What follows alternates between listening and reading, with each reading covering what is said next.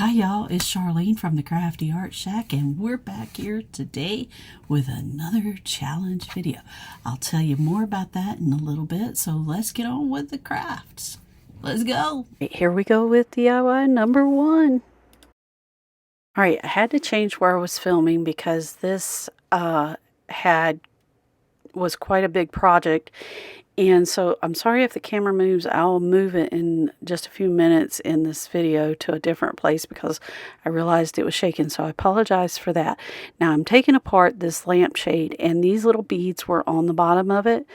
And these lamps were brand new, but I didn't like how they were, how it had the print on it, because this is just not something that's in style right now.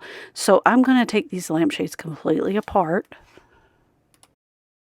Now, I had to make me a little makeshift table, and excuse the lamp. That's one I picked up at the thrift store, and I saw it and I went and grabbed it. So it's kind of dusty because it came out of storage to be able to use for this project. So what you're going to do is completely take your lampshade apart.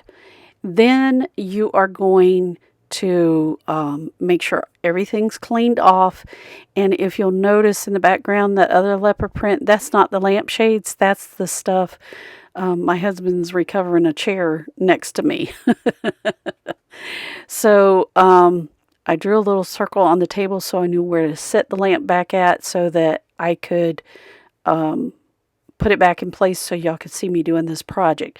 Now what you see me doing here is I'm folding a shear panel into quarters lengthwise. Now the first thing I'm going to do is make sure everything's lined up, and I'm putting some weight on it because when you start moving this stuff around, it likes to slide on you.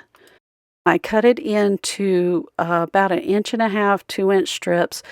I didn't measure them. I just did them as is because whatever, I don't measure.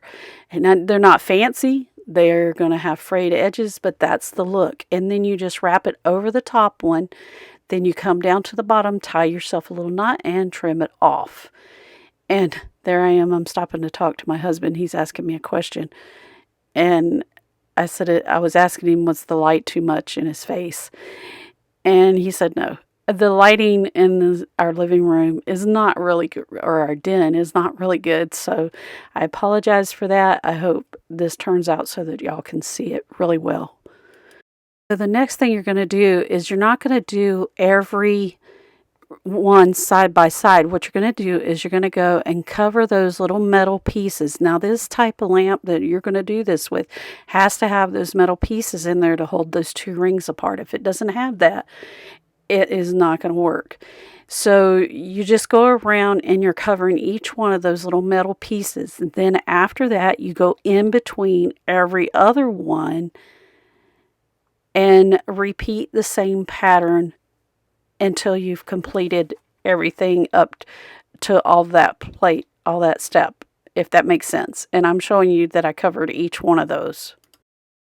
Then after you've gone all the way around the lamp, then you're going to come back in between, and you're going to tie those little short pieces that you cut off of your long pieces when you went around putting the long strips on, and you're going to tie a double knot on this, and then you're going to trim it up just like I'm showing you here.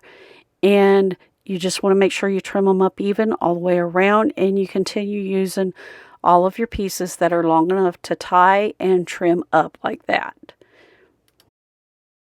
Then the next thing I did is I went all the way around the top, and I am going to add in this trim at the top, and you just go put some hot glue down, keep turning your lampshade. Now don't screw that top piece on so you can keep turning, and every now and then you'll have to unscrew it some because it will tighten up on you the more you turn your lamp sometimes, depending on which way you're turning it.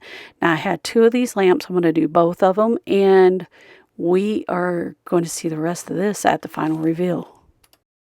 Alright, today is the fall look off the hooks challenge video. We're supposed to pick a style and decorate a space. And our host today is DIY Craftaholic. Crafting in Mimi's World and CJ's DIY, and the guest host is creating it myself. And if you're interested in this challenge, contact one of these ladies because they would sure love to help you get started. Their links to their channels are in the description box below, along with a playlist of all the other people that are participating. Go check them out because they're doing some awesome crafts and you sure don't want to miss it. All right, here we go with DIY number 2. Now for this next one, I'm going to take another one of these little pumpkins that was gifted to me last year or this year in January. And what I'm doing is I took the stem out and I'm making the hole bigger so that I can wrap this in material. And this is going to be very similar to the one that I just did in my last video because I need to make quite a few of these.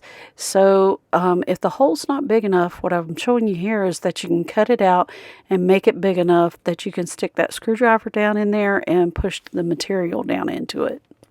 I'm taking some of this muslin material that I had left over from another project that I just wrapped up and put on this. Now this one is smaller strips than I used the other day because I cut this in a bunch of different size strips so that I could use it for these projects. Now I'm going to take this and just keep sticking it in here, and then I'm going to wrap it around, put some hot glue down at the bottom, and then I'm going to wrap it back around the top just like I did before on the other little pumpkin. And I'll keep doing this until I've almost covered this one. Now this one didn't have any writing on it, so I'm not going to cover every edge of it. I'm going to cover most edges. Now I just took a little stick that I got out from the yard.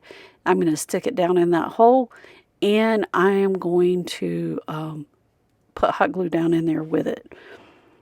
And then the next thing that I'm going to do is I took some leaves off of one of my projects, and while that hot glue is still wet, I'm going to stick this little leaf down in there. And if you put it in that way, it kind of tends to go down into your project. And then I'm taking some pick berries and I'm going to twist them around my little screwdriver, and I'm going to cut it off, and I'm going to use this to embellish this. And then I stuck those down in, glued it, put a bow on it, and we will see the rest of this one at the final reveal with all of its little embellishments. All right, here we go to DIY number 3. Now for this last DIY, you're going to need a piece of cardboard. Now here's a flour sack towel, and you can get these at the Dollar Tree. And then what I'm doing is I'm finding the center of it, and then I print these up and I put them in my booth. So you're going to want all of those wrinkles out. You're going to need that piece of cardboard because it's going to help absorb some of the ink that's going to bleed through because these tiles are very thin. And the next thing I did is I took my little mini iron, and you want to make sure you have the cardboard under there, and you're going to iron out that little crease. Then I took this stencil that I got from Amazon, and I covered up the letters that I didn't want to show, and I am going to put this down on here, and you want to make sure that it's not wrinkled and that it's centered on your project.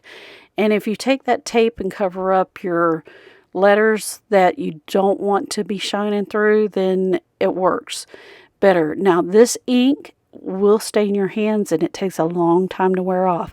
So you'll see me open it up, and see, I got a little piece of it on there on the stuff, and you want to make sure you keep everything clean because if you don't, this stuff makes a big mess.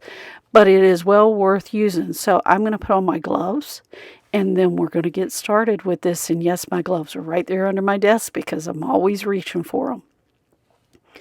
So the next thing I'm going to do is I'm going to get me a little spatula. Now you could use a wide spatula, you could use a little spatula, and what I'm showing you is that your ink should look shiny. If it looks dried up, don't use it. Now that's the spatula I pulled out. I was going to use it, but I decided to use this. These work really good because they have a handle on there, and what I do is I take some of that ink and put it down, and then I start going through and pulling this down through here. Now I use the ink rather than the chalk paste because I can use ink to print on just about everything, and you heat set it, and once you heat set it, it's done. And you can use this on a wide variety of projects. I don't know about the chalk paste, but you're going to want to pull all your extra ink off of this as you do it, which means that it's not going to take very much to do this project. So don't take out a whole bunch. Just use a little. And I did not fuzz this because this is going on material. It's going to fuzz itself anyway. So I'm just going to keep moving my piece up, making sure that it's on that cardboard because it is going to bleed through on the back. And then you're just going to go over this.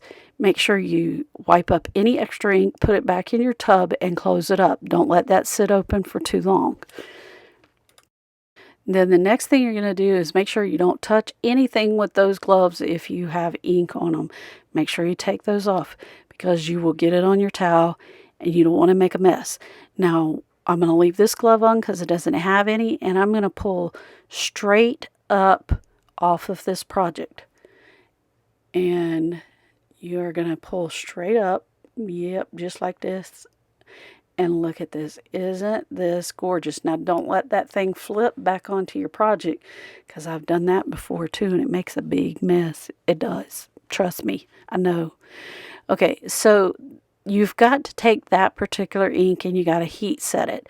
So I'm going to get out my heat gun now, and I'm showing you, see the bleed through there?